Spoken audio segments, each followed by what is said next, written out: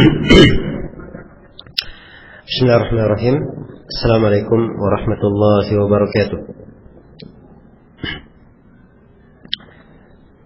Innal hamdalillah nahmaduhu wa nasta'inuhu wa nastaghfiruh wa na'udzu billahi min shururi anfusina wa sayyiati a'malina. May yahdihillahu fala mudilla lahu wa may yudlil fala hadiya lahu. Asyhadu an la ilaha illallah wahdahu la syarika lahu wa asyhadu anna Muhammadan abduhu wa rasuluh. Ya ayyuhalladzina amanu taqullaha haqqa tuqatih wa la tamutunna illa wa antum muslimun. Ya ayyuhan nasu taqu rabbakumul ladzi khalaqakum min nafsin wahidah wa khalaqa minha zawjaha وبث منهما رجالا كثيرا ونساء واتقوا الله الذي تساءلون به والأرحام إن الله كان عليكم رقيبا. يا أيها الذين آمنوا اتقوا الله وقولوا قولا سديدا يصلح لكم أعمالكم ويغفر لكم ذنوبكم ومن يطع الله ورسوله فقد فاز فوزا عظيما. أما بعد، فإن أصدق الحديث كتاب الله وخير الهدي هدي محمد صلى الله عليه وعلى آله وسلم وشر الأمور محدثاتها فإن كل محدثة بدعة وكل بدعة ضلالة وكل ضلالة في النار.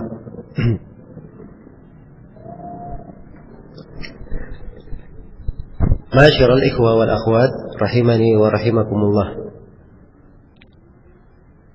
Alhamdulillah, pada pagi hari yang berbahagia ini Allah subhanahu wa ta'ala memberikan kepada kita semua kemudahannya berada di masjid yang mulia ini. Semoga Allah subhanahu wa ta'ala memberikan taufik dan rahmatnya kepada kita semua dan mengajarkan kepada kita semua ilmu yang bermanfaat, menjadikannya untuk kita semua ketenangan dan kebahagiaan dengan ilmu itu, serta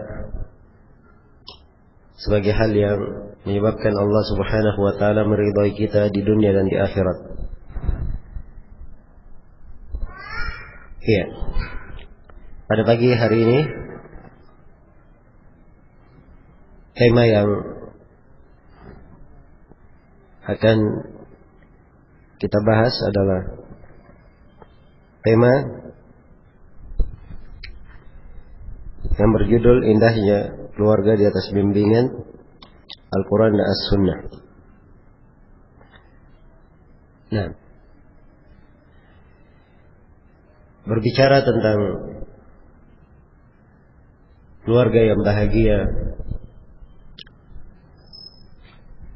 kehidupan yang indah antara suami dan istri,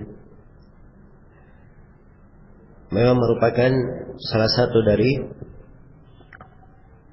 tuntutan kehidupan, perkara yang didambakan oleh siapa saja yang telah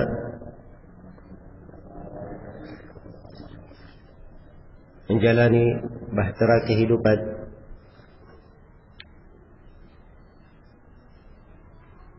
Dan tentunya kita semua bersyukur kepada Allah subhanahu wa ta'ala dijadikan sebagai seorang muslim dan muslimah, sebagai umat Islam yang dilengkapi dengan petunjuk dan dilengkapi dengan syariat, dan dengan syariat tersebut Allah subhanahu wa ta'ala memuliakan kita dan menjadikan kehidupan kita sebagai kehidupan yang baik. Man amila salihan min dzakarin aw untha wa huwa mu'min falanuhyiyannahu hayatan thayyibah wa lanajziyannahum ajrahum bi ahsani ma kanu ya'malun. Barang siapa yang beramal salih dari laki-laki maupun perempuan dan dia adalah seorang mukmin, maka sungguh kami akan memberikan kepadanya kehidupan yang baik, kehidupan yang thayyibah. Ya. Maka kehidupan yang baik ini diterangkan di dalam ayat akan ketentuannya dan bagaimana cara mendapatkannya. Cara mendapatkannya. Ya. Karena itu kita bersyukur kepada Allah Subhanahu wa taala akan kelengkapan agama kita dan lengkapnya tuntunan kita menjelaskan segala perkara yang diperlukan oleh seorang hamba di dalam kehidupannya. Ma'asyiral ikhwah wal akhwat rahimani wa rahimakumullah. Hidup berumah tangga, menikah, adanya hubungan, adanya ikatan pertalian suami dan istri, itu adalah sunnah di dalam syariat kita. Perkara yang dianjurkan dan dituntunkan. Huwallazi khalaqa lakum huwallazi khalaqakum min nafsin wahidah wa ja'ala minha zawjaha liyaskuna ilaiha. Dialah Allah yang menciptakan kalian dari satu jiwa. Kemudian dari jiwa tersebut diciptakan istrinya agar supaya dia tenang kepadanya. Nabi Adam alaihi salam diciptakan oleh Allah Subhanahu wa taala, dan dari tulang rusuk Nabi Adam diciptakan istrinya Hawa agar supaya beliau tenang kepadanya. Iya. Agar supaya tenang kepadanya. Dan itu subhanallah, ikatan pernikahan antara suami dan istri, terdapat di antara keduanya ketenangan yang tidak dia dapatkan pada ikatan antara seorang anak dengan ayahnya atau ibunya, antara saudara dengan saudaranya, antara kawan dengan kawannya. Maka ini dari rahmat Allah Subhanahu wa taala, kemurahannya. Iya. Dan pernikahan ini adalah sunnah para nabi dan para rasul. Allah Subhanahu wa taala berfirman, "Wa laqad arsalna rusulan min qablik wa ja'alna lahum azwajan wa dzurriyyah." Sungguh kami telah menjadikan para rasul sebelummu, dan kami telah menjadikan untuk mereka istri-istri dan keturunan. Iya. Itu dari sunnah Rasulullah sallallahu alaihi wasallam. Dan Nabi sallallahu alaihi wasallam juga menyebut di antara sunnahnya adalah menikah. Wa tazawwajun nisa, aku menikah dengan perempuan. Dan beliau berkata, "Faman raghiba an sunnati falaysa minni." Siapa yang tidak suka terhadap sunnahku, maka dia bukanlah dariku, tidak terhitung dariku. Iya. Karena itu dari fondasi dasar bagi seorang hamba yang ingin membangun kebahagiaan di dalam rumah tangganya, dia wajib menyadari bahwa terbinanya hubungan rumah tangga tersebut adalah sebuah nikmat yang Allah Subhanahu wa taala anugerahkan kepadanya. Sebuah nikmat yang Allah Subhanahu wa taala memuliakan dia dengannya. Iya. Dan apabila seorang hamba telah menyadari bahwa adanya rumah tangga tersebut, keberadaan seorang laki-laki dan perempuan diikat dengan tali pernikahan, hidup dalam satu keluarga, itu adalah nikmat dari Allah Subhanahu wa taala. Maka kewajiban seorang muslim dan muslimah terhadap nikmat adalah mensyukurinya. Mensyukuri nikmat tersebut. Iya. Dia bersyukur kepada Allah Subhanahu wa taala terhadap nikmat yang Allah berikan kepadanya. Taufik yang Allah berikan kepadanya. Di antara manusia ada yang tidak mendapatkan nikmat tersebut. Ada yang tidak dimudahkan untuk nikmat itu. Maka hendaknya dia bersyukur terhadap anugerah dan pemberian Allah Subhanahu wa taala. Maka ini dasar pokok bagi siapa yang ingin membangun hubungan yang baik, membangun kehidupan yang baik di dalam berumah tangga. Dia harus tahu bahwa keberadaan dia dalam sebuah rumah tangga, keberadaan suami memiliki istri, dan keberadaan istri memiliki suami, itu adalah nikmat dari Allah Subhanahu wa taala, anugerah yang wajib disyukuri. Ya. Anugerah yang wajib untuk disyukuri. Dan dimaklumi bahwa kesyukuran terhadap nikmat terwujud dalam 3 perkara. Yang pertama, dia memuji Allah Subhanahu wa taala terhadap nikmat tersebut. Dia memuji Allah Subhanahu wa taala terhadap nikmat tersebut dengan lisannya. Iya. Dan ini nikmat kalau banyak disebut antara suami dan istri, diingatkan bahwa nikmat pernikahan ini adalah sebuah anugerah dari Allah. Mereka banyak saling mengingatkan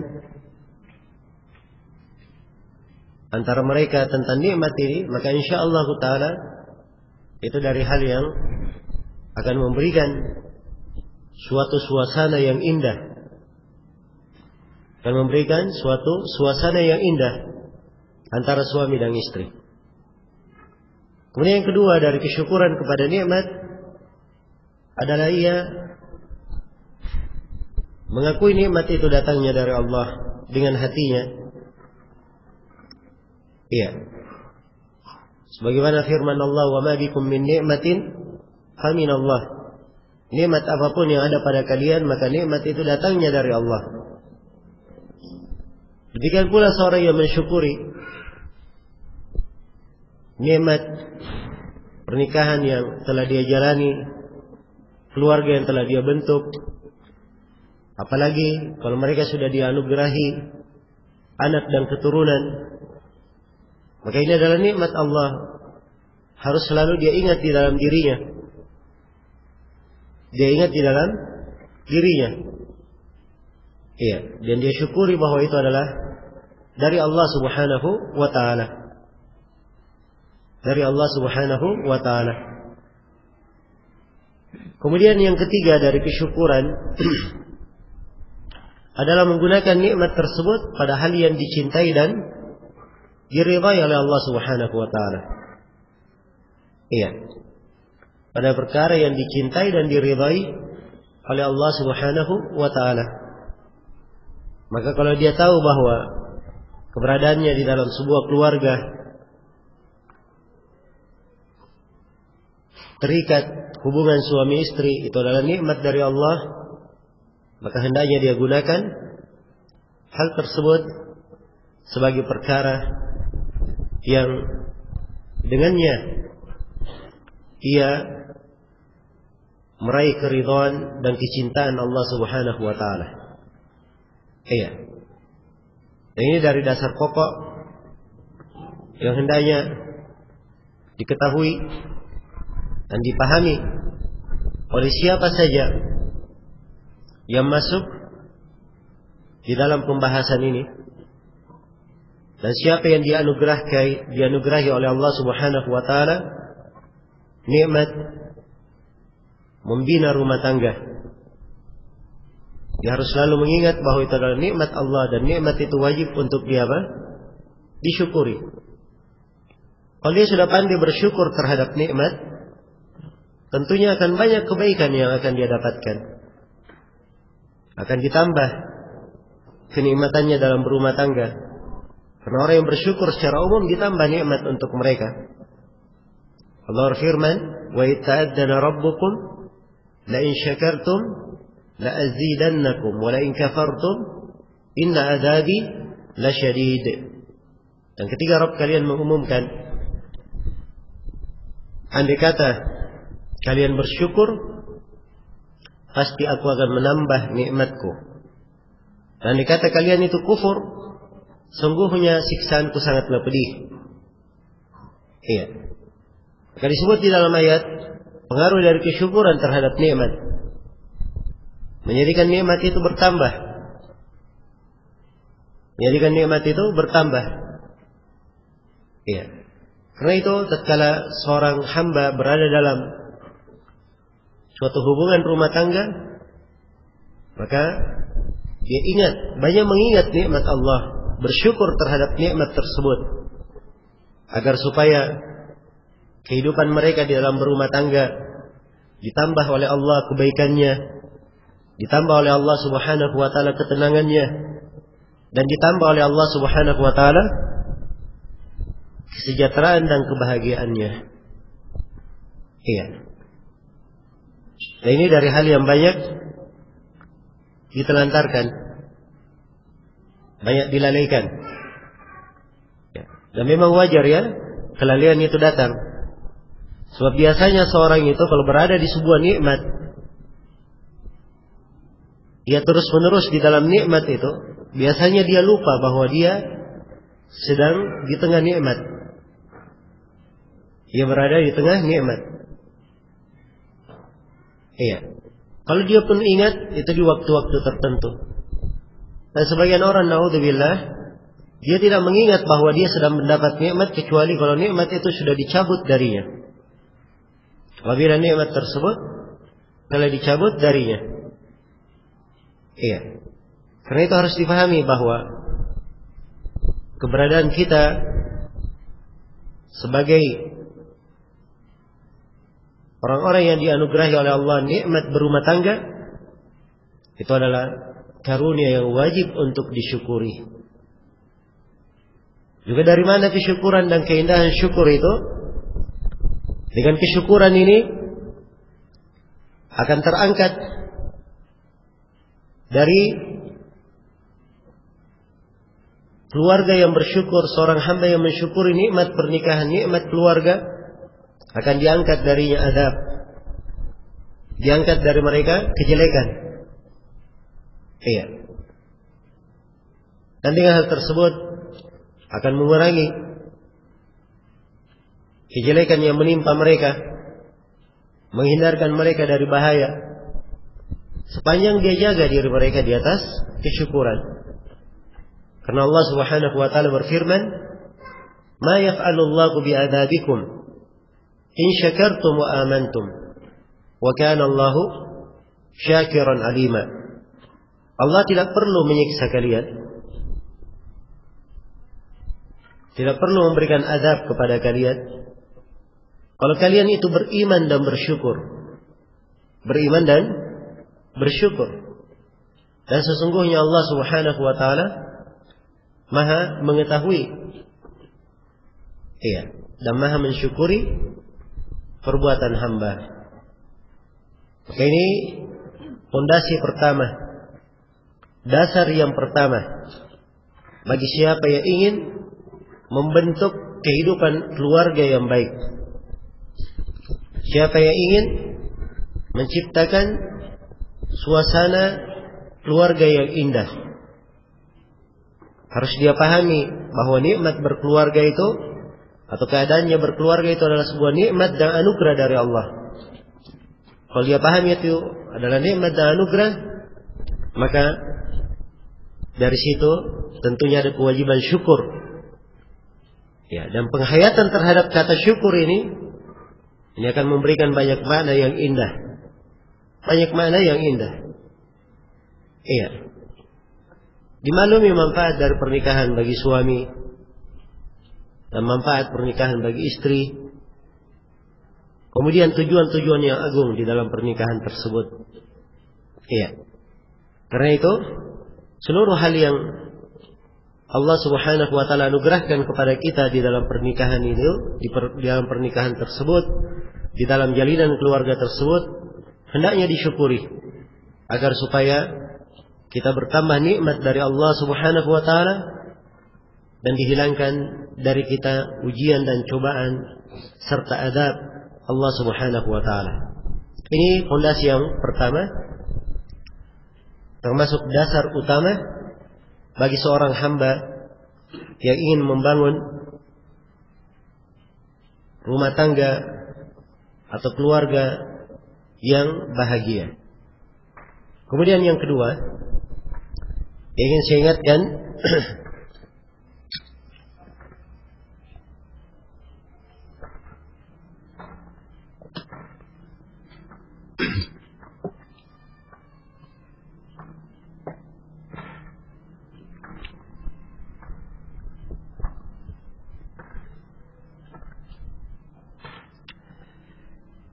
ya, kemudian dasar utama yang kedua yang perlu saya ingatkan di pertemuan ini, yang merupakan sebab pokok terbentuknya keluarga yang baik, kehidupan rumah tangga yang bahagia, adalah seorang hamba menyadari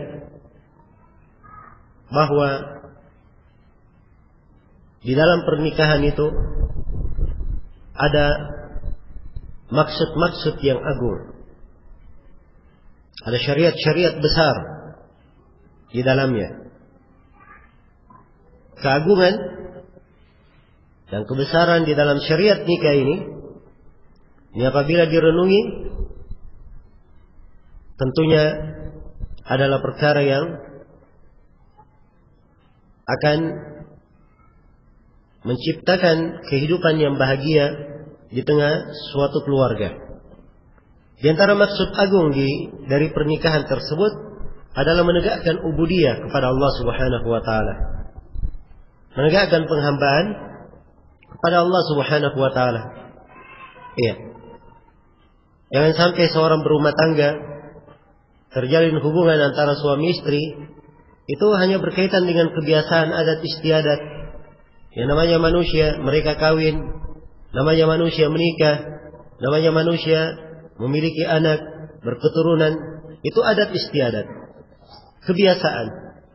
Tidak bernilai pahala kalau seseorang tidak meniatkannya. Kalau seorang tidak meniatkannya. Maka seorang muslim dan muslimah harus memahami bahwa pernikahan itu adalah sebuah ibadah. Dia adalah sunnah para nabi dan para rasul. Iya, sunnah para nabi dan para rasul. Ketentuan Allah dan takdirnya untuk umat Islam ini, syariat yang agung. Syariat yang agung, dan di dalamnya terdapat kemanfaatan yang sangat besar. Wa min ayatihi an khalaqa lakum min anfusikum azwajan litaskunu ilaiha wa ja'ala bainakum mawaddatan wa rahmah.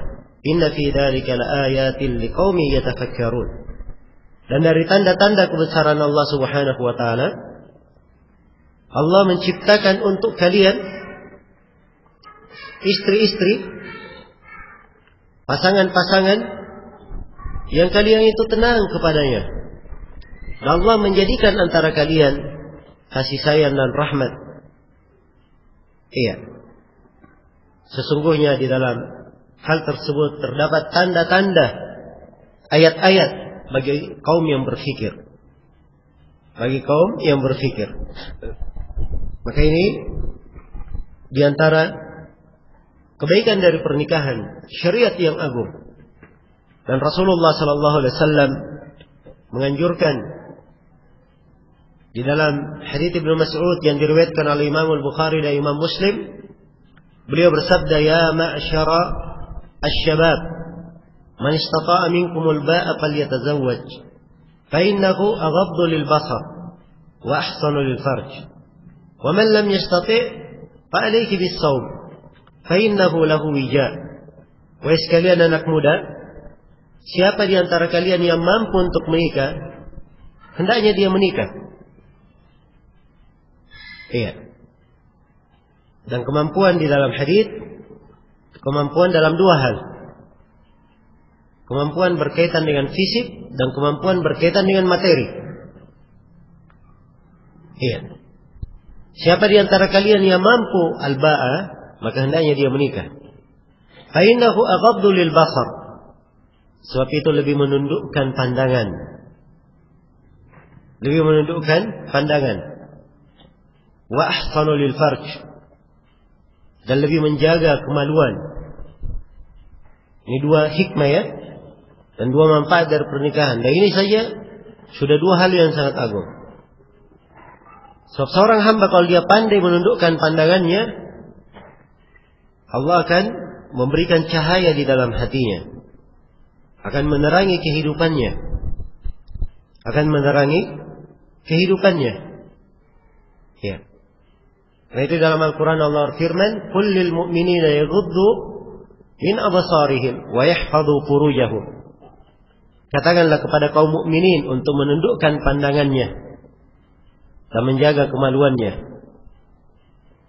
Wa qul lil mu'minati, di ayat setelahnya, wa qul lil mu'minati yaghuddna min absarihinna wa yahfadna furujahunna. Katakan kepada para perempuan mukminah untuk menundukkan pandangannya dan menjaga kemaluannya. Setelah itu di beberapa ayat Allah firman, Allahu nurus samawati wal ardh. Allah adalah cahaya langit dan bumi. Iya.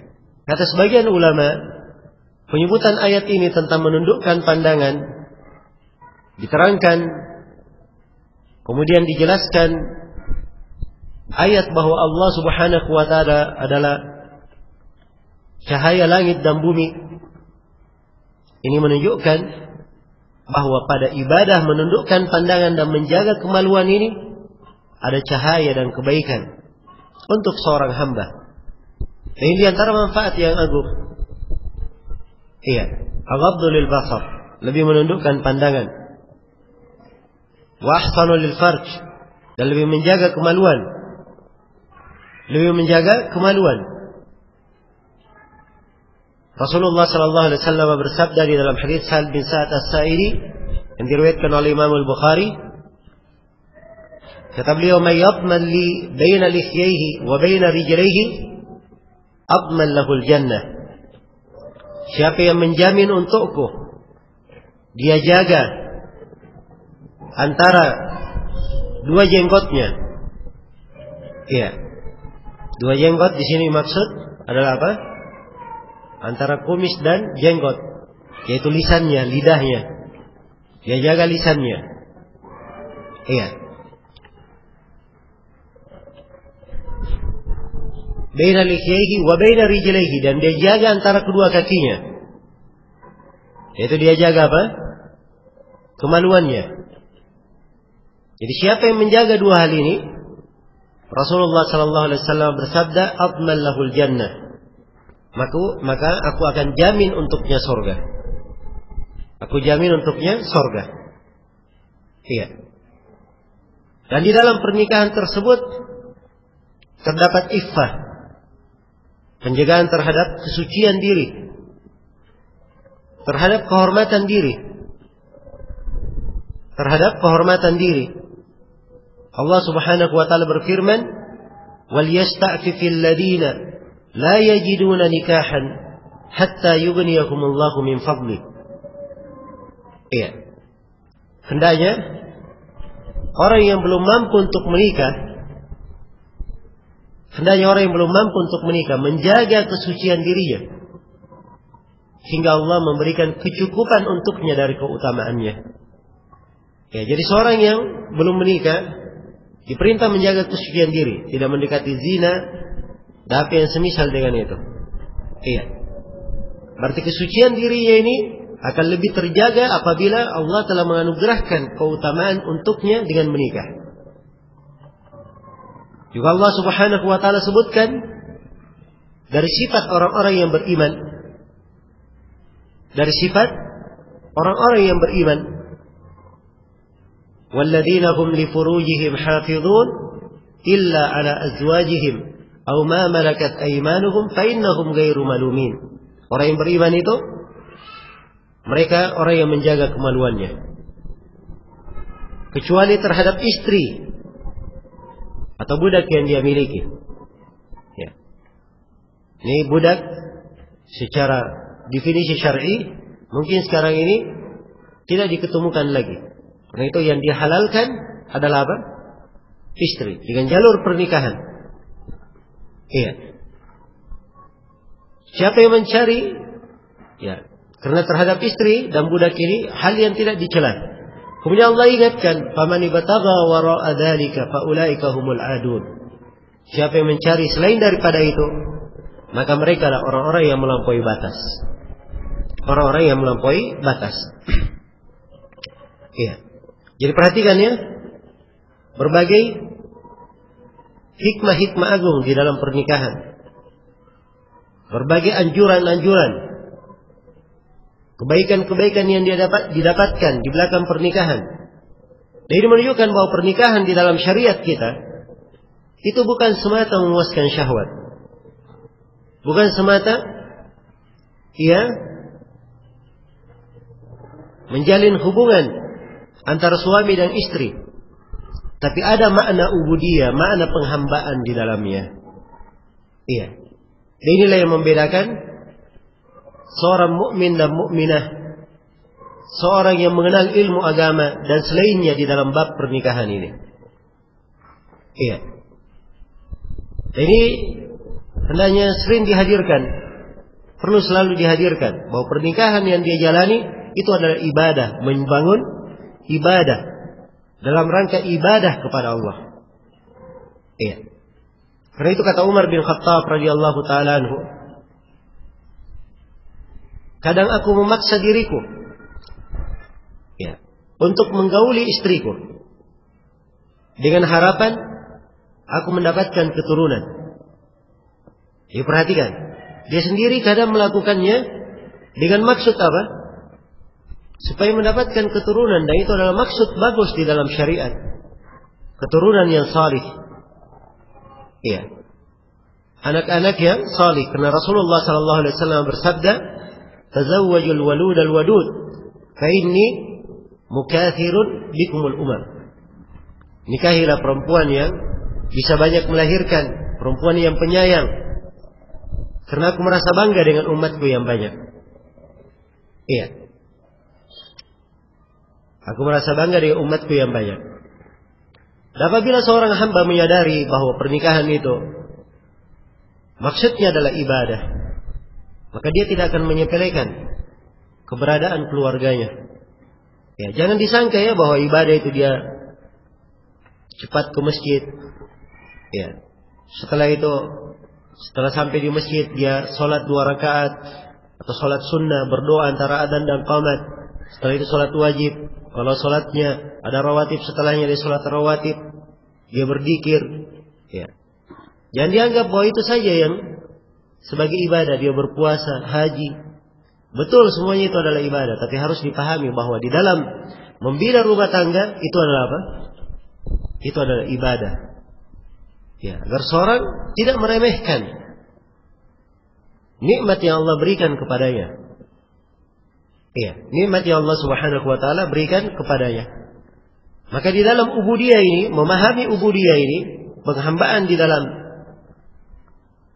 binaan dalam bingkai rumah tangga, seorang muslim dan muslimah akan luas pandangannya.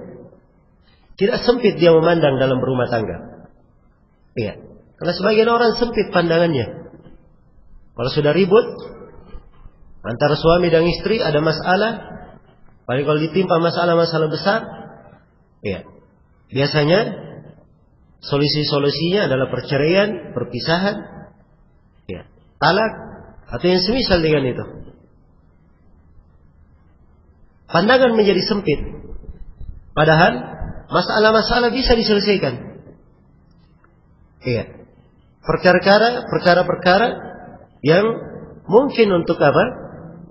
Diatur dan dirapikan. Hanya saja kurangnya penghayatan terhadap makna bahwa nikah itu adalah penghambaan mengakibatkan seorang itu kurang dan pendek pandangannya. Iya. Kalau dilihat di dalam pernikahan, di dalam membangun rumah tangga itu adalah ibadah, banyak bentuk ibadah malah di dalamnya, maka akan indah sekali rumah tangga tersebut. Nikahnya saja sudah ibadah. Seorang suami menafkahi istrinya adalah ibadah. Iya. Sampai Nabi SAW bersabda, "Lan tunfiqa nafaqatan tabtaghi biha wajha Allah illa ujirta 'alaiha hatta ma taj'al fi fami imra'atik." Tidak ada satu nafkah pun yang kamu nafkahkan, kamu berikan, kamu mengharap dengannya wajah Allah, kecuali engkau dapat pahala sampai apa yang kamu masukkan ke dalam mulut istrimu, makanan yang kamu berikan kepada mulut istrimu. Ya. Kalau seorang meniatkannya sebagai ibadah, mencari wajah Allah, dia pasti mendapat pahala. Pasti mendapat pahala. Iya. Belum lagi mendidik istrinya. Dan ini dari ibadah yang agung. Penerapan terhadap firman Allah Subhanahu wa taala, "Ya ayyuhalladzina amanu qu anfusakum wa ahlikum nara." Wahai orang-orang yang beriman, jagalah diri-diri kalian dan keluarga kalian dari api neraka. Kata Ali bin Abi Thalib radhiyallahu taala anhu, "Allimu ahlakum, allimuhumul khair." Kata Ali, ajarkanlah kepada mereka kebaikan. Jadi menjaga mereka dari api neraka itu artinya apa? Mengajarkan kebaikan kepada mereka, subhanallah. Iya. Dan ini bentuk dari ibadah. Memberi pengajaran kepada istri. Kalau dia tidak mampu mengajarinya, dia bawa istrinya kepada siapa yang bisa mengajarinya. Dia hadirkan ke majelis taklim. Iya. Atau dia hadirkan ke rumahnya. Iya. Dari buku-buku agama, rekaman-rekaman ceramah yang baik, agar supaya didengarkan dan menjadi pendidikan, sehingga ia pun mendapat pahala berkaitan dengan ilmu. Ini dari sisi ilmu ya. Dan kalau kita sudah berbicara tentang ilmu syariat, ini adalah pembahasan yang luar biasa, karena nilai ibadah di dalamnya sangat agung sekali. Nilai ibadah di dalamnya sangatlah agung. Iya. Dan ini mungkin saya akan isyaratkan nanti di fondasi lain berkaitan dengan fondasi membentuk keluarga yang bahagia. Jadi saya ingatkan bahwa mentahqiq ubudiyah, mewujudkan penghambaan, iya, di dalam kehidupan berumah tangga, ini diantara sebab agung, sebab pokok yang menimbulkan kebahagiaan dan memberikan kedamaian. Allah Subhanahu wa taala berfirman, "Man 'amila salihan min dzakarin aw untha wa huwa mu'min, falanuhyiyannahu hayatan thayyibah wa lanajziyannahum ajrahum bi ahsani ma kanu ya'malun." Barang siapa yang beramal salih dari laki-laki maupun perempuan dan dia adalah seorang mukmin. Ya, perhatikan ya syaratnya. Beramal saleh dari laki-laki dan perempuan dan dia adalah seorang mukmin, memiliki keimanan. Iya. Keimanan, ada tauhidnya, bagus ubudiyahnya kepada Allah, penghambaannya kepada Allah. Jadi kalau ini terjaga, mana penghambaan ini terjaga dan amalan saleh di tengah mereka, Allah berfirman, "Falanuhyiyannakum hayatan thayyibah." Sungguh kami akan memberikan kepada mereka kehidupan yang baik, kehidupan yang thayyibah. Dan perhatikan kalimat dalam ayat ya, hayatan thayyibah, datang dalam bentuk nakirah. Iya. Yang nakirah ini memberikan makna umum. Sebab lingkup kebahagiaan dalam hidup banyak sekali. Lingkup kebahagiaan dalam hidup banyak sekali. Ya. Dan seluruh lingkup kebahagiaan ini dijanjikan oleh Allah untuk orang yang beramal salih lagi dia beriman. Ya. Dan inilah orang yang mengerti ubudiyah kepada Allah, penghambaan kepada Allah Subhanahu wa ta'ala. Karena itu siapa yang ingin berada dalam bingkai rumah tangga yang bahagia, hendaknya selalu dia ingat bahwa kehidupan berumah tangga itu adalah suatu ubudiyah kepada Allah, penghambaan kepada Allah. Iya. Kalau dia memahami mana penghambaan ini, dia cermati dan dia cermati, pasti pandangannya akan luas sekali, tidak sempit. Saya baru menguraikan beberapa sudut saja. Belum lagi kita masuk ke dalam sudut mengharapkan keturunan. Ya. Mereka yang belum diberi keturunan, itu saja sudah ada pintu ubudiyah yang terbuka. Bukankah para nabi dan para rasul, Nabi Zakaria, Nabi Ibrahim, ya, mereka berdoa kepada Allah supaya diberi keturunan. Dan doanya ini itu adalah apa? Penghambaan kepada Allah Subhanahu wa ta'ala. Salah satu dari ubudiyah yang agung. Setelah mendapatkan keturunan, dia berdoa lagi untuk keturunannya supaya apa? Diperbaiki. Karena itu Nabi Ibrahim setelah mendapatkan anak, beliau berdoa, wajnubni wa baniya an na'budal asnam. Jauhkanlah aku dan keluargaku dari penyembahan kepada berhala. Iya. Perhatikan pintu penghambaan pada doa ini yang berada di jaringan hubungan rumah tangga. Iya. Demikian pula kalau dia memperoleh keturunan, maka ini tambahan nikmat Allah Subhanahu wa ta'ala. Iya. Ini dari maksud agung di dalam syariat, membentuk rumah tangga agar supaya mereka memiliki keturunan dan keturunannya dididik sebagai hamba-hamba yang taat kepada Allah Subhanahu wa ta'ala. Mendidik keturunannya sebagai manusia-manusia yang bisa bermanfaat untuk Islam dan kaum muslimin. Iya. Dan untuk pembahasan ini saja sudah luas kebaikan dan penghambaan yang dia dapatkan. Iya. Jadi ini kata kuncinya. Hendaknya dipahami bahwa asas membangun keluarga yang bahagia, yang kedua yang kita sebutkan di majelis ini adalah untuk apa? Untuk mewujudkan penghambaan kepada Allah. Maka dilihat sudut-sudut penghambaan banyak sekali akan terbuka nanti. Iya. Apa yang saya terangkan tadi bukan pembatasan, tapi itu percontohan. Ya, untuk membuka pemahaman. Kemudian yang ketiga dari dasar dan fondasi utama di dalam membangun keluarga yang bahagia adalah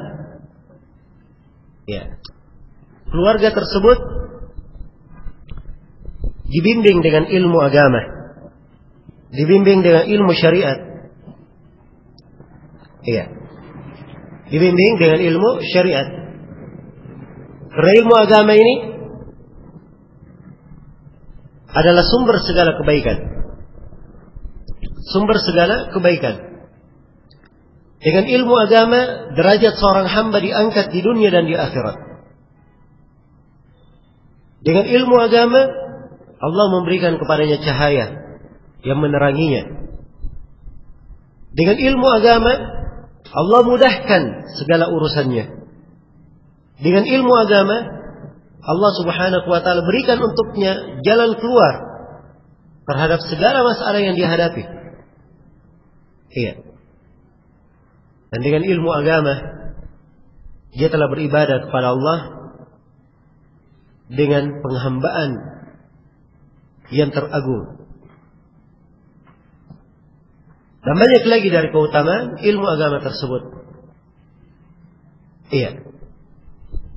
Karena itu, rumah tangga yang bahagia adalah rumah tangga yang mana setiap dari anggota rumah tangga tersebut punya ihtimam, punya perhatian terhadap ilmu agama.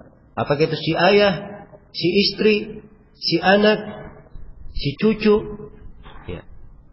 Kapan memiliki perhatian terhadap ilmu agama, dan semakin sempurna perhatiannya terhadap ilmu agama, maka akan semakin sempurna kebahagiaan yang mereka miliki. Akan semakin sempurna kebahagiaan yang mereka miliki. Iya. Sering kadang banyak yang mengeluh, kenapa anak saya sulit untuk dihadapi, ya, sulit untuk ditaklukkan, ya, tidak mampu mendengar, keras kepala. Ya. Sebagian lagi mengeluh, ya, di rumahnya seakan-akan ada rin tinju, ya, tiap harinya main tinju saja di atas ring. Perhatikan ya, adanya kerenggangan, bahkan mirip dengan permusuhan. Ya. Kadang seorang tidak menyadari bahwa hal-hal yang seperti itu muncul karena kurangnya pengetahuan terhadap ilmu agama. Sebab kalau dia memiliki ilmu agama yang bagus, ilmu agama itu sultan. Dia adalah kekuatan, kekuasaan. Karena itu kata Ibnul Qayyim rahimahullah, seluruh kata sultan di dalam Al-Quran itu diartikan ilmu. Diartikan apa? Diartikan ilmu. Ya, walaupun sebenarnya ada sebagian ayat ya yang bisa diartikan dengan arti yang lain. Ya, tapi secara umum perhatikan bagaimana ilmu itu disebut dengan apa? Sultan. Ya.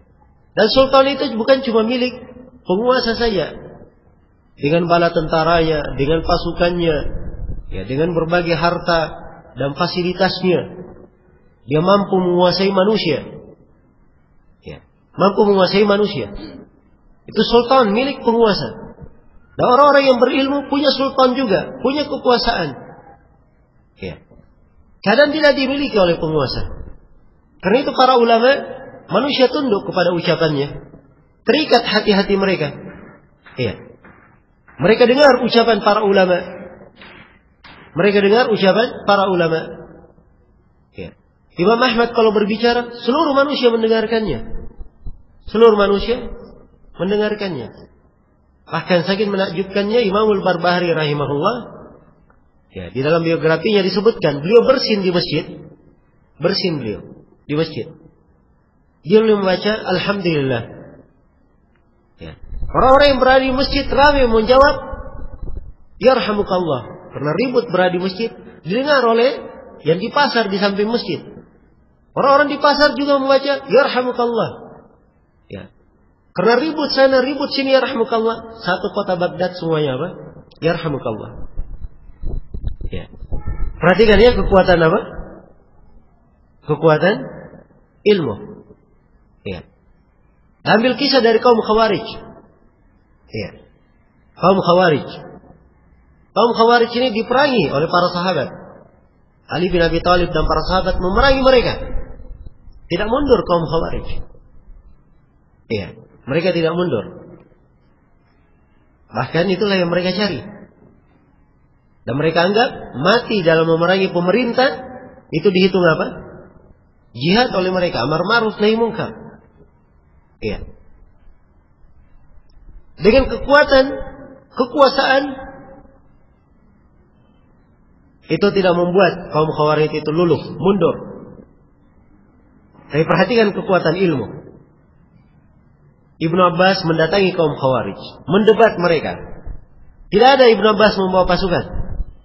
Bahkan Ibnu Abbas datang sendirian. Baru saja Ibnu Abbas masuk, sudah gentar kaum Khawarijnya.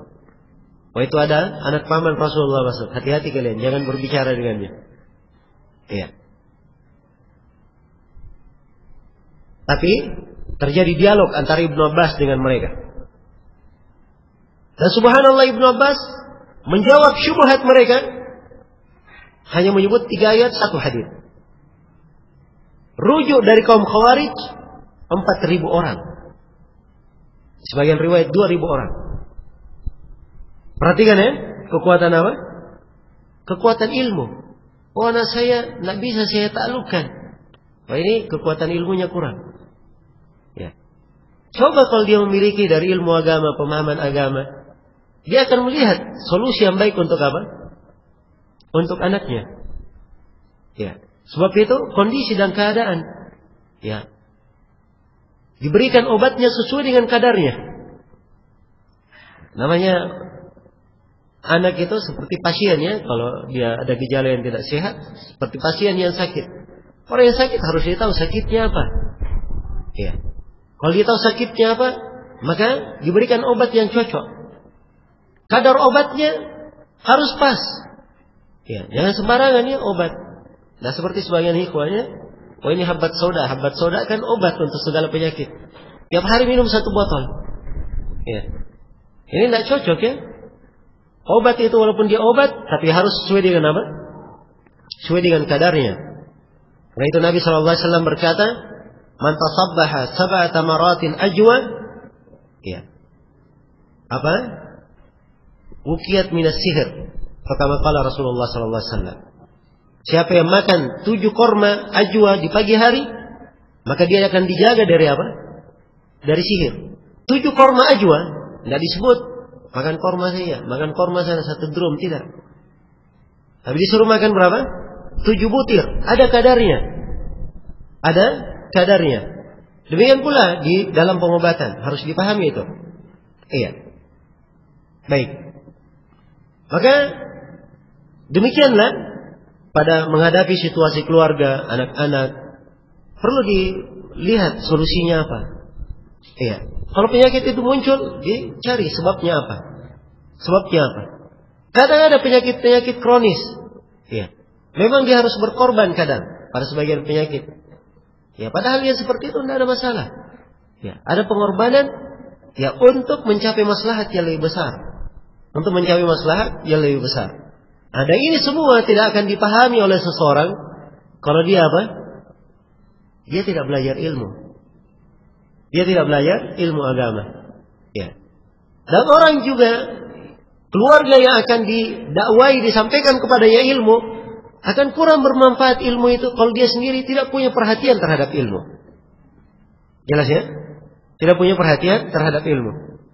Karena itu dari pondasi utama bagi siapa yang ingin membangun kebahagiaan di dalam rumah tangganya harus dibangun di atas dasar apa?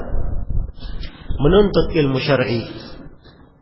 Mereka menjadi orang-orang yang cinta kepada ilmu. Orang-orang yang menghargai ilmu syariat. Iya. Orang-orang yang menghargai ilmu syariat. Maka apabila ini ada pada setiap bangunan keluarga seorang muslim dan muslimah, insyaallah ta'ala itu akan memberikan kebahagiaan yang sangat besar, ya, di tengah keluarganya. Ya, dan kalau kita lihat keluarga-keluarga para sahabat radhiyallahu taala anhum, ya, kebahagiaan mereka umumnya bukan dengan harta. Sebab dimaklumi ya keadaan para sahabat. Ya. Miskinnya kehidupan mereka radhiyallahu anhum. Iya. Tapi bersamaan dengan itu, ya, kasus-kasus kekerasan rumah tangga tidak pernah didengarkan dari masa mereka. Iya. Kemudian masalah-masalah yang berkaitan dengan apa? Keluarga-keluarga itu jarang terdengar. Karena memang mereka ini terbimbing dengan apa? Kekuatan ilmu. Karena itu wajar kalau kita dapati sebagian dari keluarga para sahabat, semua anak-anaknya mati di jihad fisabilillah. Ibunya malah bergembira. Iya. Ibunya malah apa? Bergembira. Ya, kalau sekarang ini, ya, anak mau belajar saja, belajar agama saja, wah, luar biasa orang tuanya. Apa namanya? Menentang, ya, marah, ya. Paling tidak merelakan, tapi penuh dengan kesedihan. Ya. Memikirkan masa depan anaknya nanti. Padahal dalam sebuah ibadah, subhanallah. Dalam sebuah apa? Sebuah ibadah. Karena itu ini pokok dan dasar yang penting sekali di dalam membangun, iya, kebahagiaan di dalam rumah tangga. Masalah itu banyak, ya. Dan rumah tangga ada masalah itu biasa ya, perkara biasa. Tidak ada rumah tangga yang dikatakan tidak ada masalah. Ya, itu angan-angan aja. Ada kehidupan dalam rumah tangga tidak ada masalahnya. Ya, sampai Nabi Shallallahu Alaihi Wasallam juga. Ya, bukankah dimaklumi kisah antara istri-istri Nabi Shallallahu Alaihi Wasallam yang saling cemburu antara mereka? Itu adalah hal yang dimaklumi. Dan bukankah diketahui bahwa Nabi pernah mengilah istrinya 1 bulan? Ya, itu untuk mendidik agar supaya mereka semuanya ya kembali kepada ar-rusyd. Nah, ini diantara obat. Dan perhatikannya bagaimana kekuatan ilmu itu memberikan solusi, memberikan kebaikan. Ya. Dan tatkala Rasulullah SAW keberadaan beliau adalah sebagai nabi, dari awal perkara telah diingatkan untuk para istri Nabi SAW, ya nisa'an nabi, in kuntunna turidana al-hayata ad-dunya wa zinataha fata'alaina umatti'kunna wa usarrihkunna sarahan jamila. Wahai para istri Nabi, kalau kalian menghendaki kehidupan dunia dan perhiasan dunia, maka marilah kalian. Aku akan berikan kepada kalian hadiah mut'ah. Ini mut'atut talak namanya. Hadiah ketika ditalak. Dan aku akan biarkan kalian. Sebab kehidupan beliau sallallahu alaihi wasallam itu tidak cocok dengan pencari dunia. Beliau adalah orang yang tanggung jawabnya mengurus manusia sebagai Rasul Allah Subhanahu wa taala. Iya. Semua kehidupannya adalah untuk memperjuangkan dan membela agama. Maka hendaknya para perempuan yang mendampinginya mengerti keadaannya dan berada di keadaan yang seperti keadaan beliau. Karena itu para istri Nabi dididik untuk hal tersebut. Dan wajarlah karena mereka mengalami kondisi sulit seperti itu, mereka diberi oleh Allah pahala 2 kali lipat. Diberi oleh Allah pahala 2 kali lipat. Iya. Karena mereka rela dengan sesuatu yang sedikit. Iya. Mereka rela mendampingi Rasulullah sallallahu alaihi wasallam dalam segala keadaan. Ya, dan Nabi tidak bisa diatur waktunya. Ya, dimaklumi ya kadang istri itu senang suaminya berada di rumah terus, ya berada di sampingnya, ya. Ya, kalau suami anak tiap hari berada di rumah, pagi dan malam berada di rumah, rezekinya semuanya lengkap, cukup, ya itu kebahagiaan ya. Tapi tidak semua orang seperti itu keadaannya. Iya. Dan semua orang seperti itu keadaannya. Dan tidak setiap suami kondisinya seperti itu. Ya, keadaan suami, keadaan manusia secara umum berbeda-beda. Ya, pekerjaannya beraneka ragam. Maka di sini diambil hikmah dari ayat. Ya, ketika para istri Nabi, ya, diucapkan kepada mereka ucapan tersebut agar supaya mengerti kehidupan Nabi Sallallahu Alaihi Wasallam. Maka demikian pula siapa saja yang telah mendampingi seorang suami, hendaknya dia juga mengerti bagaimana kondisi dan keadaan suaminya. Jadi tentunya semuanya berkaitan dengan ilmu agama. Iya, kalau ada ilmu agama yang baik, maka insyaallah taala akan tercipta juga kebaikan di belakangnya. Iya. Dan kalau kita berbicara tentang keindahan ilmu ini di dalam membentuk keluarga, rumah tangga, ya, itu adalah perkara yang perkara yang menakjubkan sekali. Ya, tapi ini insyaallah isyarat-isyarat saya harapkan dengannya ya seorang hamba atau setiap dari kita ya bisa mewujudkan di dalam kehidupannya, menjaganya, memeliharanya agar supaya kita mendapatkan kebahagiaan dan kebaikan di dalam di dalam kehidupan. Iya. Baik, kemudian yang ke berapa sekarang? Iya, yang keempat. Yang keempat dari fondasi utama di dalam membangun rumah tangga yang bahagia, rumah tangga yang baik adalah setiap dari anggota rumah tangga itu menyadari bahwa keberadaan mereka dalam sebuah rumah tangga adalah untuk tolong menolong di atas kebaikan dan ketakwaan. Untuk tolong menolong di atas apa? Kebaikan dan ketakwaan. Dan ini termasuk fondasi dasar. Ya, fondasi dasar. Karena Allah Subhanahu wa taala berfirman, "Wa ta'awanu 'alal birri wat taqwa, wa la ta'awanu 'alal itsmi wal 'udwan." Kalau menolonglah kalian di atas kebaikan dan ketakwaan, Dan jangan kalian tolong menolong di atas dosa dan permusuhan. Iya. Dan di dalam hadits yang sahih, Rasulullah sallallahu alaihi wasallam bersabda dari hadits Abu Hurairah, ya, rahimallahu rajulan qama minal laili fa shalla wa ayqadha imra'atahu fa shallat fa in abad nadaha fi wajhiha al-ma. Semoga Allah merahmati seorang hamba, merahmati seorang suami. Kalau dia berdiri di malam hari untuk sholat malam, dia bangunkan istrinya. Kalau tidak mau, dia percikkan air di mana? Di wajahnya. Iya. Perhatikan ya, dipercikkan air di mana? Di wajahnya. Nah, ini memberikan kepada kita banyak pelajaran ya, bahwa hubungan suami istri itu bukan artinya suami yang ideal, suaminya santun terus, ya, suaminya senyum terus, ya. Jelas ya? Dan juga bukan suami ideal kalau suami itu tiap kali masuk rumah kayak singa terus, ya, menjaga wibawa, jaim, kan seperti itu. Tapi dia kondisikan dirinya sesuai dengan apa? Keadaannya. Ya, di kondisi yang memang perlu, ya, untuk memercikkan air di atas wajahnya, dipercikkan. Jelas ya? Sudah dibangunkan baik-baik, nggak bangun? Ya, dipanggil yang bangun. Ya. Dibangunkan lagi dengan cara yang lain, nggak bangun juga. Ya. Percikkan air. Nah, itu cara yang apa? Bagus untuk membangunkan. Ya, dan ingat ya, ini sebatas memercikkan disebutkan oleh Nabi di sini.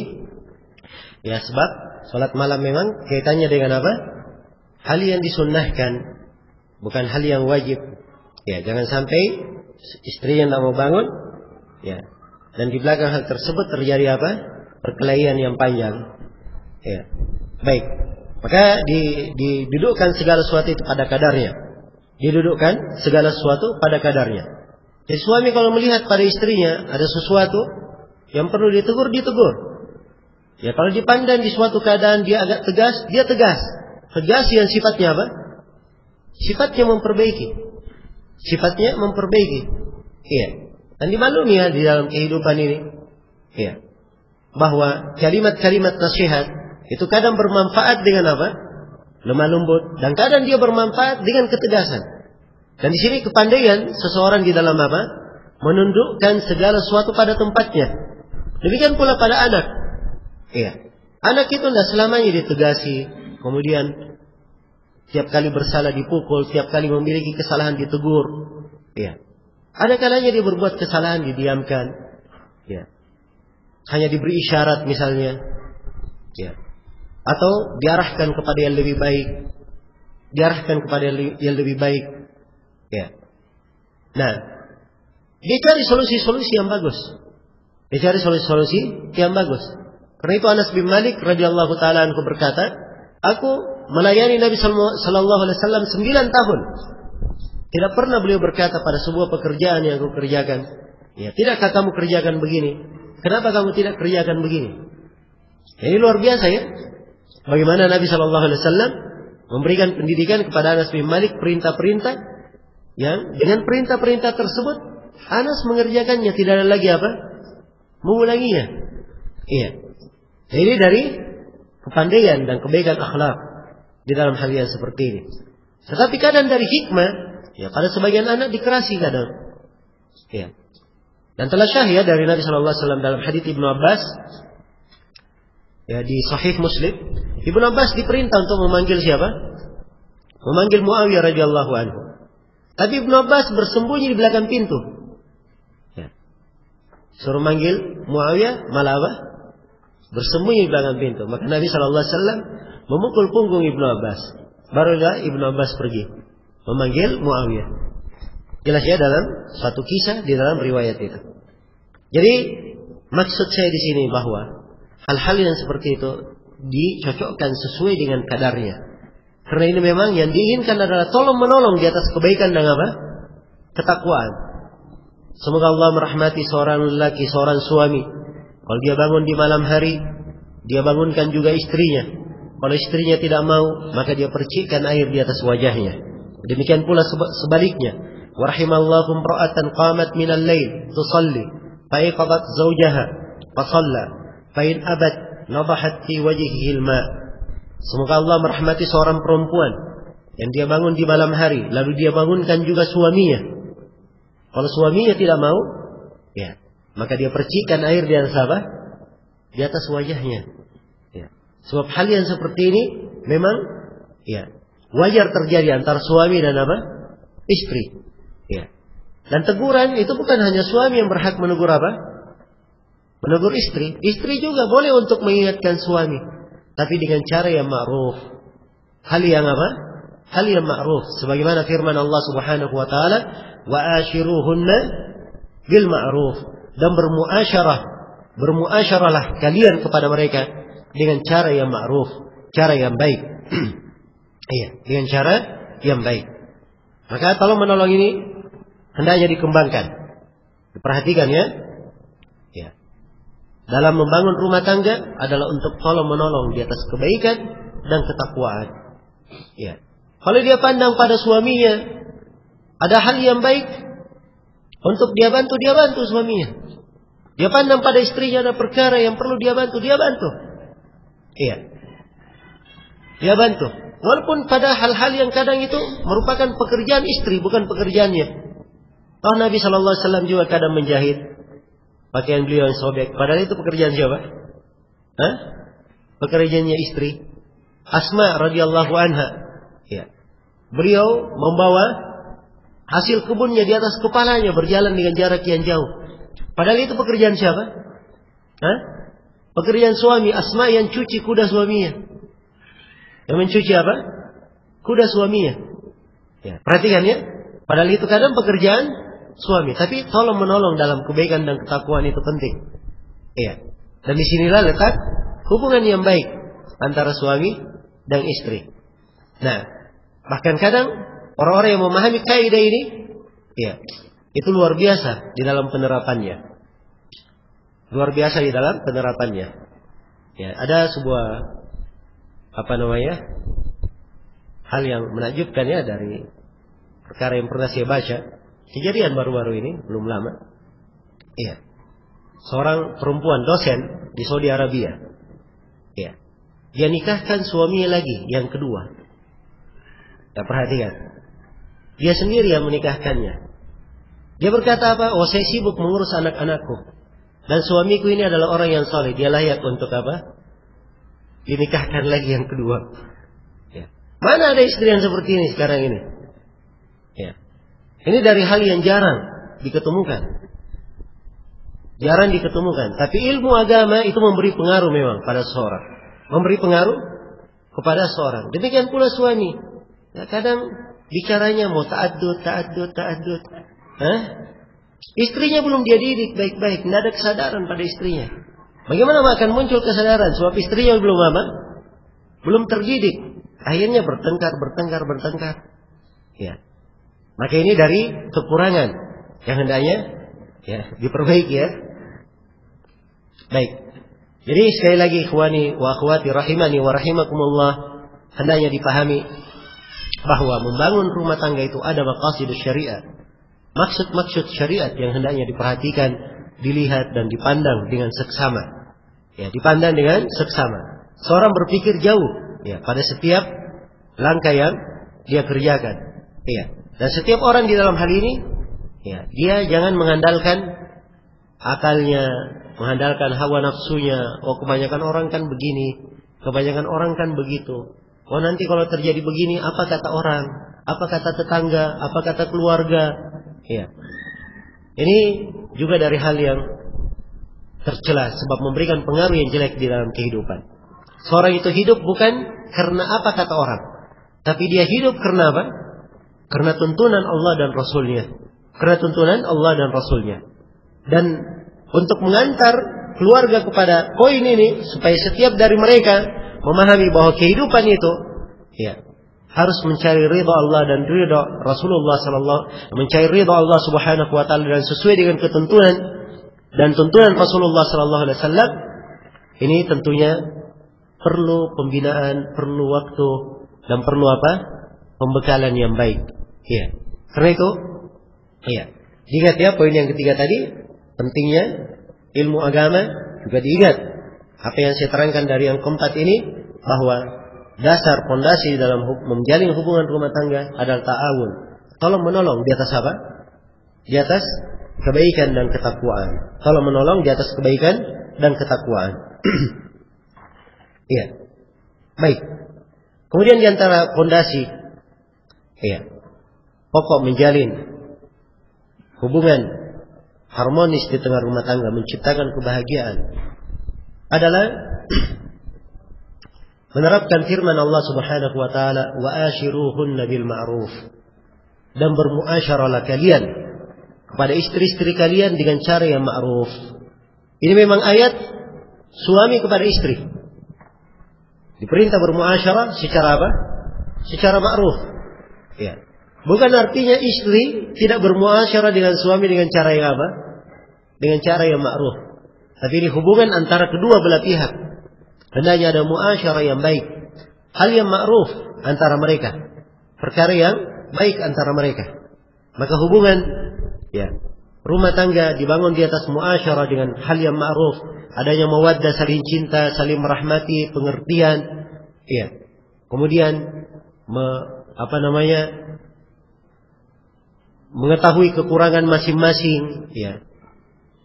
Ini adalah perkara yang sangat penting sekali. Perkara yang sangat penting sekali. Karena itu disebutkannya dari Abu Darda radhiyallahu taala anhu. Ya, beliau bersama istrinya Ummu Darda. Ya. Disebutkan kalau istrinya Ummu Darda sedang marah. Ya. Istrinya Ummu Darda sedang marah, maka Abu Darda diam. Abu Dardanya diam, tidak berbicara. Dan apa?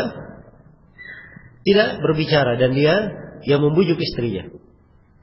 Ya. Dan sebaliknya kalau Abu Dardanya marah, istrinya diam. Dia tidak berbicara. Ya. Dan ini cara yang bagus, sebab ini adalah hal yang ma'ruf. Ya, kalau suaminya marah, istrinya juga marah, ini namanya dua api yang menyala-nyala. Ya. Api dilawan dengan api, hasilnya adalah apa? Hasilnya adalah kebakaran. Ya. Tapi kalau api dipadamkan dengan air, ini baru apa? Baru cocok. Ya. Karena itu dalam situasi-situasi yang seperti ini, hendaknya diperhatikan kondisi dan keadaan, muasyarah dengan hal yang ma'ruf, muasyarah dengan perkara yang ma'ruf. Kadang-kadang seorang perlu membenahi jiwanya, perlu membenahi jiwa. Ya, dari bentuk muasyarah dengan hal yang ma'ruf, kadang suami, ya, walaupun sebenarnya itu adalah haknya, dia biarkan saja haknya. Dia hanya memikirkan apa? Kewajibannya saja. Yang penting dia tunaikan kewajiban, dia laksanakan kewajibannya. Ya, kalau istrinya misalnya kurang dalam memberikan hak suaminya, ya, kadang suami seperti itu ya, sampai ke rumah, ya, dia sudah berikan duit belanja, sudah berikan ini, berikan itu, makanan belum siap, ya, kemudian pakaiannya belum dicuci, ya, misalnya, jelas ya. Maka yang seperti ini kadang hak-hak dari suami yang seperti ini, itu jangan terlalu banyak dia tuntut. Ya, sewaktu-waktu dia perlu memberikan apa? Memberikan udzur kepada istrinya, melihat keadaannya. Ya. Dan paling tidak berbaik sangka kepada muslim yang lain, kita diperintah berbaik sangka, apalagi kepada apa? Keluarga sendiri. Kepada keluarga sendiri. Ya. Karena itu muasyarah dengan hal yang ma'ruf ini akan membentuk banyak kebaikan. Ya, membentuk banyak kebaikan untuk seorang hamba. Ya. Dan ini pembahasan panjang ya untuk diuraikan berkaitan dengan masalah muasyarah. Ini penting dibahas perlu suami dan istri itu mempelajari fikih tentang nikah itu bagaimana, kemudian kewajiban-kewajiban di dalam nikah, ketentuan di dalam nikah, supaya mereka memahami bagaimana cara bermuasyarah antara apa? Antara suami dan istri dengan hal yang baik. Iya. Baik. Ini 5 pondasi, 5 pijakan dasar dan utama bagi siapa yang ingin membangun rumah tangga yang bahagia. rumah tangga yang baik. Ya, dan kayaknya waktu membatasi kita ya. Waktunya sampai jam berapa? Jam 11 saja. Ya. Dan saya kira 5 pondasi ini insyaallah taala hal yang baik ya. Ya, jangan terlalu banyak. Jadi kasih 10, ya lupa 5. Kasih 5, lupa 2. Ya, kasih 5 hafal baik-baik 5 itu tadi. Apa 5 tadi? Coba diulangi. Yang pertama, mensyukuri nikmat adanya keluarga itu, nikmat pernikahan. Yang kedua,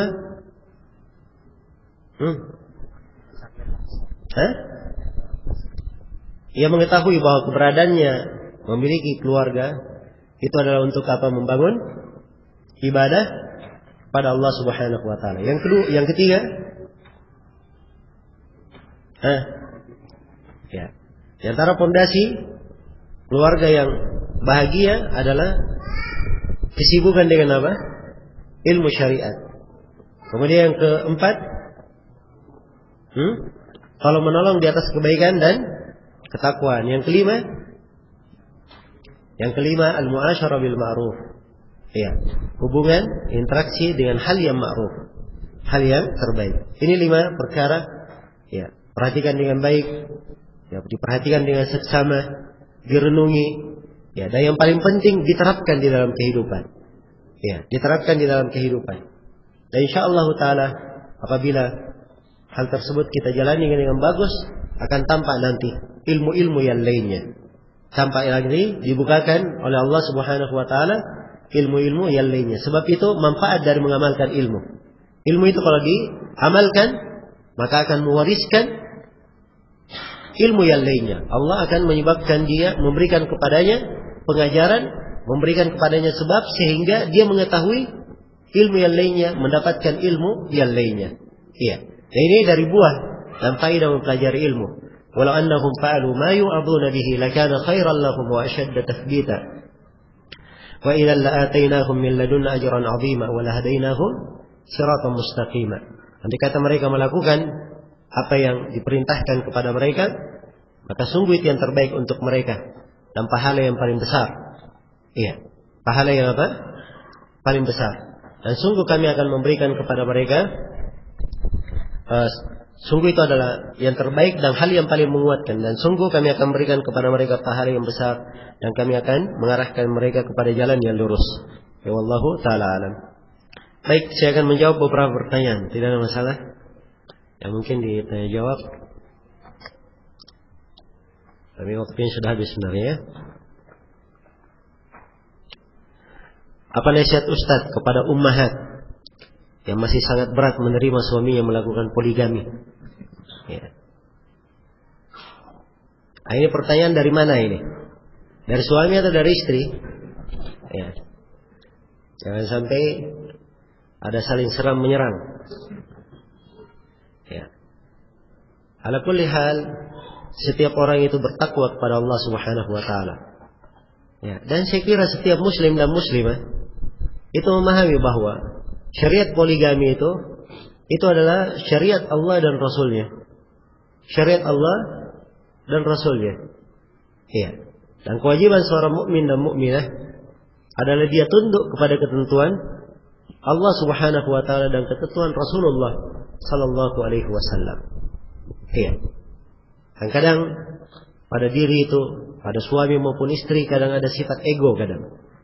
Sifat berlebihan kadang. Yang kadang perlu diapa? Perlu diperbaiki pada dirinya sendiri. Ya, dan seperti yang saya sebutkan tadi, bahwa setiap orang menyibukkan dengan memikirkan kewajibannya masing-masing. Dari kewajiban istri adalah dia rela dengan ketentuan Allah. Syariat poligami itu adalah ketentuan Allah. Ya, dan memang suami diizinkan untuk melakukannya. Apakah istrinya mencukupi dirinya atau tidak? Sama saja. Sebab memang laki-laki diizinkan untuk beristri hingga berapa? Hingga 4. Ya, di dalam ketentuan ayat dalam Al-Quranul Karim. Yaitu hikmah Allah Subhanahu wa taala. Hikmah dari Allah Subhanahu wa taala. Ya. Dan mungkin si istri yang tidak mau dipoligami, kalau dia jalani kehidupan dengan berpoligami, mungkin saja dia akan melihat keindahan-keindahan hidup yang lainnya yang mungkin tidak dia rasakan kalau dia hanya istri satu-satunya. Ya, mungkin dengan ada kawannya, mungkin ada terbuka pintu-pintu ibadah yang lain. Ya, mungkin di antara pintu ibadah dulunya dia sering marah, akhirnya bisa menjadi penyabar. Ya, mungkin dari pintu ibadah tadinya tidak ridha, akhirnya dia menjadi perempuan yang sering ridha terhadap ketentuan Allah. Mungkin dari pintu ibadah dulunya, ya, dia dalam melayani suaminya santai-santai saja karena ada saingannya, akhirnya menjadi menjadi lebih bagus lagi. Ya, mungkin banyak hikmah-hikmah yang lainnya. Ya. Tapi suami juga hendaknya pandai melihat kondisi dan keadaan. Ya. Sebab ta'addud itu syariat. Dan hukum syar'i itu adalah hukum yang disyariatkan kalau ada kemampuan. Ya, kalau dia tidak mampu, ya bersabar saja. Ya, jangan memasukkan diri ke dalam hal-hal yang hal yang dia tidak mampu. Jangan dia masukkan dirinya ke dalam hal yang dia tidak mampu. Dan kadang seorang dia tahu bahwa ya kalau misalnya dia jalani sebuah kehidupan berpoligami, ya, dia tidak mampu mengurus istrinya yang pertama, ya. Maka dalam hal yang seperti ini jangan dia jatuhkan dirinya ke dalam kebinasaan. Ya, sebab ini bukan perkara yang disunnahkan sudah. Sunnah itu kalau membawa kebaikan, ini justru menimbulkan mafsadat untuk dirinya, dan ini tidak diperbolehkan. Karena itu sekali lagi, sebagaimana umumnya hukum-hukum syar'i yang sifatnya taklifi itu berkaitan dengan berkaitan dengan kemampuan. Disyaratkan padanya kemampuan. Apa tips-tips kebahagiaan ya bagi rumah tangga poligami, khususnya bagi istri pertama?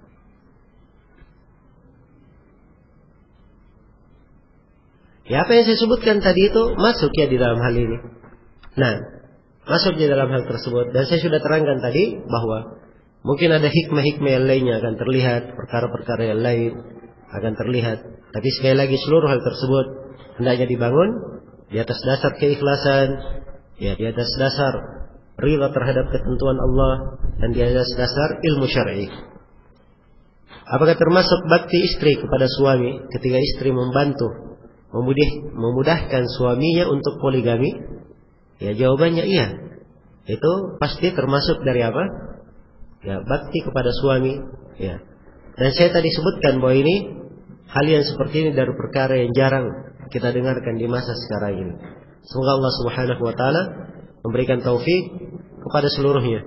Ya, dan kita di sekarang ini masyarakat banyak kerusakan. Ya, perempuan banyak yang terlantar. Kalau pintu poligami ini ditutup, ini termasuk saham di dalam memperbanyak kerusakan. Tapi kalau pintu poligami ini dibuka, ini termasuk hal yang memudahkan. Bukankah termasuk perkara baik banyaknya sekarang jumlah perempuan yang melebihi laki-laki? Ya. Perempuan itu ada yang menanggungnya. Dia berada di bahwa bimbingan seorang suami, ya, mencukupi nafkahnya, mengarahkan kehidupannya. Bukankah itu termasuk hal yang baik? Ya, karena itu harus dipahami ya dari hikmah-hikmah syariat di dalam hal ini. Ya, banyak kadang orang egois ya, enggak usah begini dan begini. Kadang dia tidak berpikir bahwa kadang ada sebagian perempuan ya perlu ada suaminya. Ya, dia tidak pernah menghayalkan kalau dirinya yang berada di kedudukan perempuan tersebut, kira-kira bagaimana perasaannya? Kalau dia termasuk perempuan-perempuan yang tidak ada suaminya misalnya, kira-kira bagaimana perasaannya? Ya. Maka ini termasuk hal yang kadang hendaknya kita pikirkan dengan baik. Baik. Ikhwan jangan tertawa-tawa ya. Nanti saya beri bagian untuk ikhwan nanti. Baik. Ini dari hal yang memang penting untuk diterangkan agar supaya setiap orang itu stabil pada dirinya masing-masing, tahu kewajibannya masing-masing. Iya. Dan jangan merasa ada hal yang lain mendengar ucapan-ucapan yang saya sampaikan, kalimat-kalimat yang saya berikan tadi. Sebab itu dari perkara-perkara yang memang diatur di dalam tuntunan kita, diatur di dalam tuntunan kita dan dijalani oleh orang-orang salih dari kalangan terdahulu, para salihin dan salihat, laki-laki dan perempuan yang salih dari umat Islam yang telah mendahului kita. Apa nasihatnya kepada keluarga muslim agar mereka lebih semangat dalam mempelajari ilmu tauhid dan sunnah? Iya, yang saya nasihatkan supaya setiap dari keluarga muslim dan muslimah menyadari bahwa mereka semua adalah akan menghadap kepada Allah Subhanahu wa taala dan akan mempertanggungjawabkan setiap amalan di depan Allah Subhanahu wa taala. Dan Rasulullah sallallahu alaihi wasallam mengingatkan, kullukum ra'in wa kullukum mas'ulun an ra'iyati. Setiap dari kalian adalah orang yang diberi tanggung jawab, dan setiap dari kalian akan dimintai pertanggungjawaban akan amanah yang diberikan kepadanya. Iya. Maka kalau kita sadari hal ini, maka insyaallah taala itu adalah hal yang baik. Kepala rumah tangga, orang yang diberi tanggung jawab di tengah rumah tangganya. Seorang istri diberi tanggung jawab di tengah anak-anaknya. Iya. Seorang pemimpin diberi tanggung jawab di tengah rakyatnya. Setiap orang akan dimintai pertanggungjawaban akan kepemimpinannya masing-masing.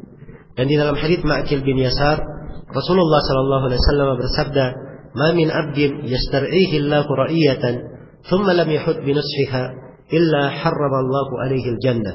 Tidak ada seorang hamba yang diberi oleh Allah sebuah tanggung jawab, lalu dia tidak benar, tidak tulus di dalam menjalankan tanggung jawab ini, kecuali Allah Subhanahu wa taala haramkan terhadapnya surga. Allah haramkan terhadapnya surga.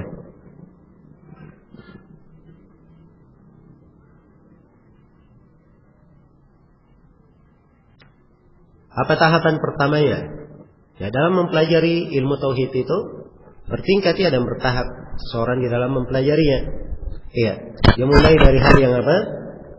Dari hal yang kecil sebelum hal yang besar. Iya. Dia mulai dari hal yang kecil sebelum hal yang besar. Diambil pokok dari pokok akidah misalnya, buku-buku dasar ringkas. Ya seperti Ushulus Sunnah karya Al-Humaidi, Syarhus Sunnah karya Al-Muzani, atau Ushulus Sunnah karya Imam Ahmad, atau misalnya I'tiqad Abi Hatim dan Abi Zur'ah, buku-buku yang ringkas sebagai pendahuluan. Kalau dia ingin masuk di dalam tauhid uluhiyah, dia baca misalnya Qawaidul Arba'ah, dia baca Thalatsatul Usul, Kitabut Tauhid, ya, sehingga dia memiliki kunci-kunci ilmu, dasar-dasar di dalam ilmu tersebut.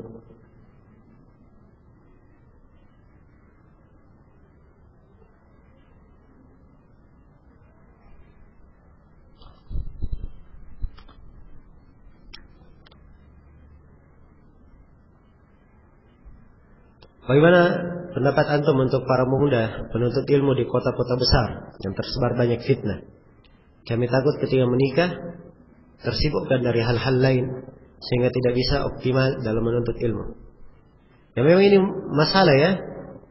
Ya menuntut ilmu itu penting. Ya. Dan kadang bagi seorang menuntut ilmu tanpa pasangan itu lebih dimudahkan. Ya, lebih konsentrasi. Nah, tapi yang menjadi masalah kalau dia punya pasangan, kadang semangatnya menuntut ilmu menjadi apa? Menjadi mundur. Iya. Dan kalau dia tidak menikah, yang menjadi masalah banyak fitnah. Jatuh di dalam apa? Dosa dan maksiatan. Jadi ini kompleks memang. Dan seorang hamba hendaknya melihat untuk dirinya solusi yang terbaik. Ya, kalau dia bisa kompromikan, dia menikah sambil menuntut ilmu, itu adalah hal yang paling bagus. Sebab dia jaga kehormatan dirinya dan dia jaga apa? Dirinya sebagai penuntut ilmu. Dia jaga dirinya sebagai penuntut ilmu. Iya. Baik. Jadi kalau dia mampu seperti itu, insyaallah taala itu adalah perkara yang apa? Perkara yang bagus. Adalah perkara yang bagus. Tapi kalau dia tidak mampu, maka dia lihat apa yang paling bermanfaat untuk dirinya. Dia lihat apa yang apa? Paling bermanfaat untuk dirinya dan apa yang paling sedikit bahayanya untuk dirinya. Iya. Semoga Allah Subhanahu wa taala memberi taufik pada seluruhnya.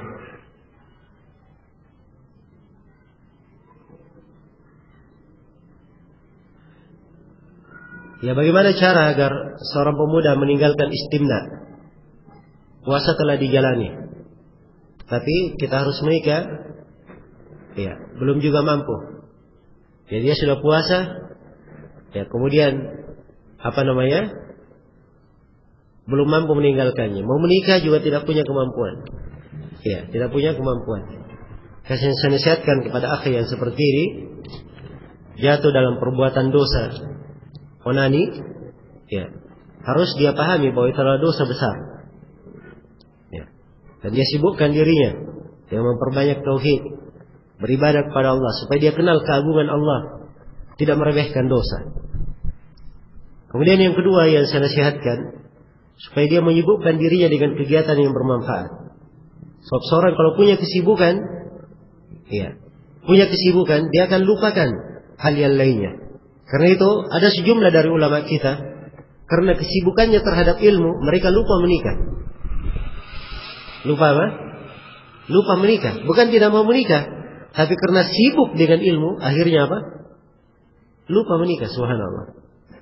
Nah, ini ada buku-buku, ada sebagian buku khusus memuat nama-nama ulama yang lebih mendahulukan ilmu di atas apa? Di atas nikah. Seperti Syekhul Islam Ibnu Taimiyah, Imam Nawawi, ya, dan selainnya ya dari para a'immah. Bukan artinya mereka tidak menganggap nikah itu sunnah. Di buku-buku mereka menerangkan, di buku-buku fikih yang mereka syarah bahwa nikah adalah apa? Sunnah. Tapi karena sibuknya dengan ilmu, lupa apa? Lupa menikah. Ya. Dan ini jarang ya diketemukan pada hari ini. Yang ada sebaliknya. Ya. Sibuk dengan kegiatan, lupa menuntut ilmu. Lupa apa? Lupa menuntut ilmu. Dan inilah muskilah di masa kita. Ya, masalah di masa kita ini. Ya. Baik. Ini dia sibukkan diri, ya, dengan hal yang membuatnya lupa dari dosa tersebut. Ya.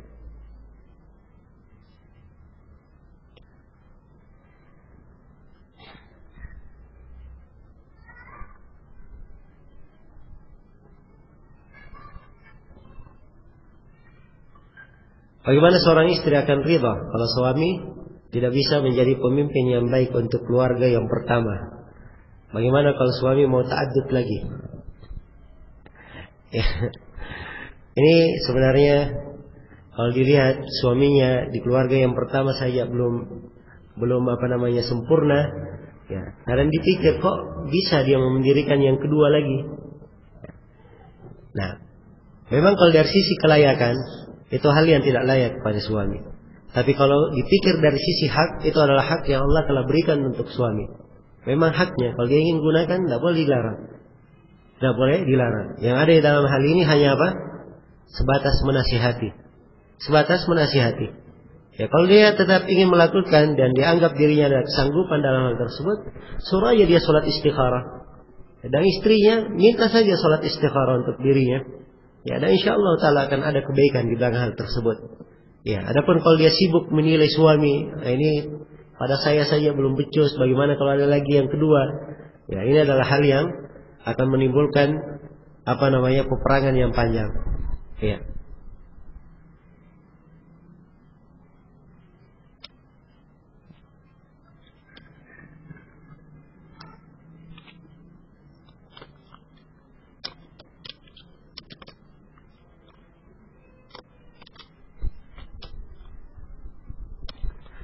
Bagaimana kita orang tua menerapkan tolong-menolong dalam kebaikan dan ketakwaan kepada Allah terhadap anak kita laki-laki 15 tahun dengan segala naik turunnya? Bagaimana jika tidak? Bagaimana agar tidak menjadi rusak hubungan ibu dengan anak? Apa yang harus menjadi diprioritaskan padanya? Ya. Biasanya anak kalau di umur 15 tahun itu adalah memang masa yang labil, belum tetap. Ya, karena akalnya memang belum sempurna. Ya, belum sempurna. Ya. Dan kadang kalau memiliki kecenderungan dia tidak mau mendengar ucapan orang lain. Maka di kondisi yang seperti ini, ya, cara yang paling bagusnya diarahkan dan diberi contoh yang baik. Diberi contoh yang baik atau diperlihatkan kepada contoh yang baik. Ya, sebab kadang menentang dan secara frontal begitu menentangnya, jadi mungkin akan menimbulkan perkara yang tidak baik untuk anak itu sendiri. Tapi tetap diarahkan dan dipilih arahan dengan cara yang paling bagusnya.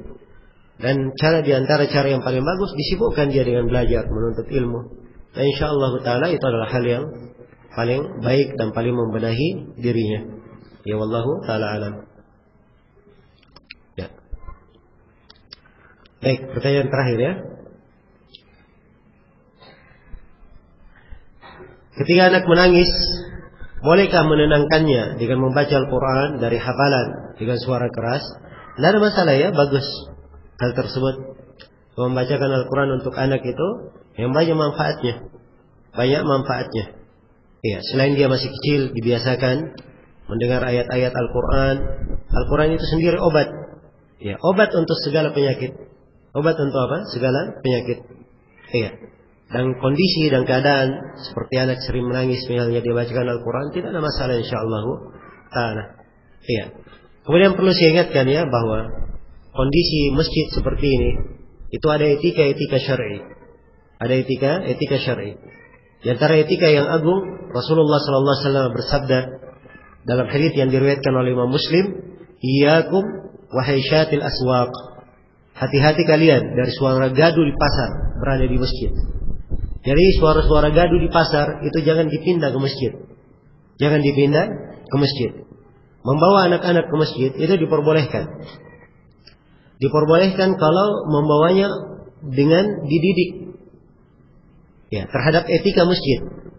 Adapun kalau anak-anak dibiarkan begitu saja misalnya di masjid, ya mengganggu orang yang berada di masjid, ini bukan maksud dari keberadaan masjid tersebut. Ya, bahkan hal tersebut adalah perkara yang tidak dibenarkan. Dan saya melihat sebagian dari guru-guru kita menegur keras orang yang membawa anaknya yang tidak terdidik di masjid. Sebab ini tentunya dari perkara yang kadang apa? Mengganggu keberadaan orang yang zikir di masjid, keberadaan orang yang menuntut ilmu di masjid. Ya, kalau misalnya dia bawa anak, tak bisa dia tinggal dan dia hendak belajar, tidak ada masalah dia bawa ke masjid. Tapi kalau misalnya terdengar dari suara tangisan mengganggu, ya maka silahkan dibawa keluar atau ditenangkan. Ya, dan memang harus ada pengorbanan untuk menjaga situasi dan kondisi masjid itu. Ya, itulah sebab keberkahan dan sebab kebaikan. Apabila dijaga dan dipelihara, insyaallah taala akan membawa kebaikan untuk seorang hamba. Semoga Allah Subhanahu wa taala memberikan taufiknya untuk kita semua, dan saya mohon maaf atas segala macam kekurangan. Subhanakallahumma wa bihamdik asyhadu an la ilaha illa anta astaghfiruka wa atubu ilaik. Walhamdulillahirabbil alamin. Wassalamualaikum warahmatullahi wabarakatuh.